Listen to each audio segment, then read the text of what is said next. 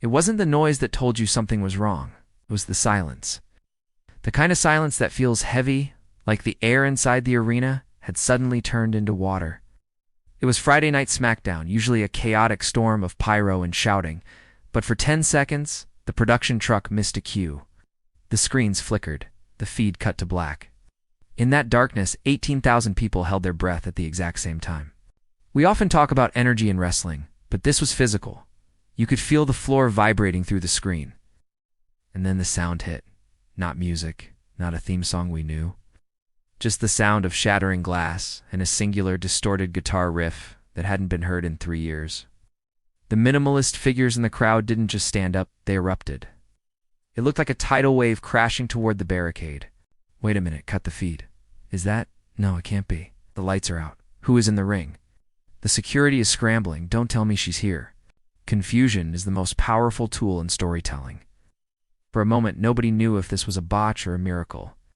The security guards' tiny blocky figures in yellows swarmed the ramp, acting as if a genuine intruder had breached the perimeter. It blurred the lines between a script and a riot. The air wasn't just electric, it was dangerous. There is a specific way a legend walks.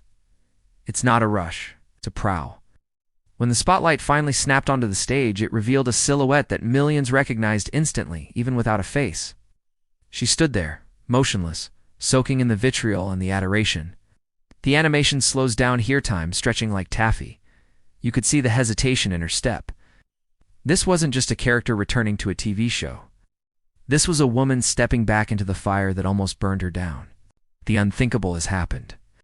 She swore she would never step foot in a WWE ring again. Look at the face of the champion in the ring. She looks like she's seen a ghost. We're witnessing history, folks. This isn't a return. This is an invasion. She began the walk. No pyro. No fireworks. In the ring, the current Champana figure, who had been boasting about having no competition, began to shrink. In minimalist storytelling, size is conveyed by posture. The champion slumped. The returner grew tall. The commentary team lost their minds, their voices cracking, selling the absolute impossibility of the moment. It was a clash of eras, the past walking down to meet the present.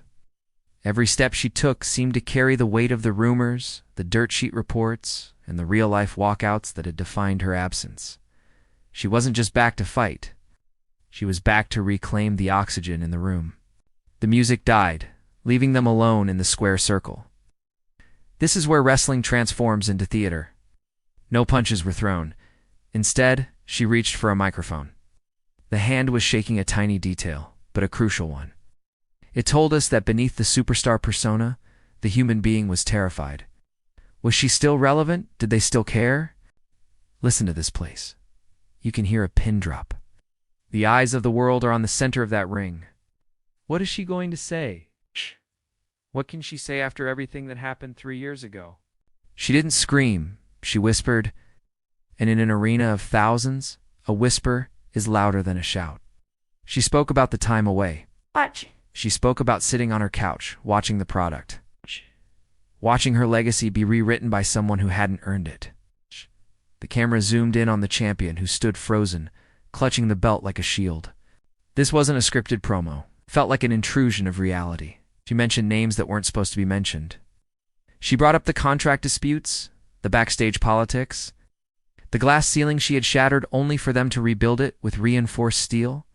The narrative wasn't, "I want the belt." The narrative was, "I made you and I regret it." It was heartbreakingly cruel, yet undeniably true. The audience didn't cheer. They gasped. It was the sound of a hero becoming something darker, something more complex. While the two women stared each other down, the world outside the ring caught fire. We saw the chaos backstage, producers throwing headsets, referees sprinting toward the gorilla position, not knowing if they should ring the bell or cut the commercial. This creates the illusion of a shoot, a moment where the show has gone off the rails. Social media is crashing. You're trending #1 worldwide. The general manager is storming down the ramp. Order has completely collapsed on Friday Night SmackDown. Someone gets security out here before they tear each other apart.